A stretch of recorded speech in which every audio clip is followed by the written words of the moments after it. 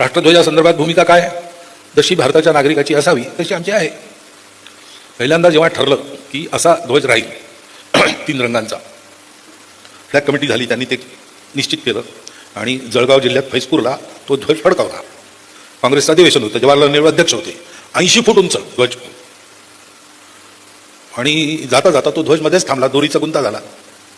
आता कोण जाईल 40 फूट उंच चढेल? एक तरुण धावत आला, तो चढला सरसर खांबावर, त्यांनी तो गुंता सोडवला, ध्वजवर पोचवला आणि खाली उतरला.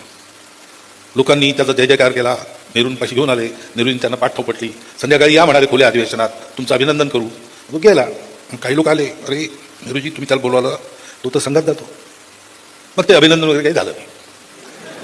पण डॉक्टर हेडगेवारांना कळलं. डॉक्टर हेडगेवार प्रवास करून नागपूरहून फैजपूरला गेले, फैजपूरची घटना, आणि त्याला एक छोटासा लोटा, मला आठवत नाही चांदीचा की पितळेचा, बक्षीस दिला. आपला देवगिरी प्रांतातच येतं त्यांचं गाव फैजपूर. त्यांचं नाव किसनसिंग राजपूत. काय 7-8 वर्ष झाली असतील त्यांना जाऊन.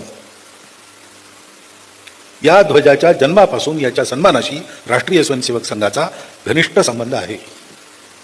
ध्वजाचा मान कसा राखावा हे आम्हाला कळतं, कारण आपण रोज शाखेमध्ये भगवा फडकवतो. म्हणून संविधान संमत आपला जो ध्वज आहे, तिरंगा ध्वज, त्याचा सन्मान कसा राखावा हे स्वयंसेवक चांगले जाणतात आणि प्रसंगी आपलं रक्त देऊनही त्याच्या सन्मानाचं रक्षण करतात. हा आमचा त्याच्याशी संबंध आहे.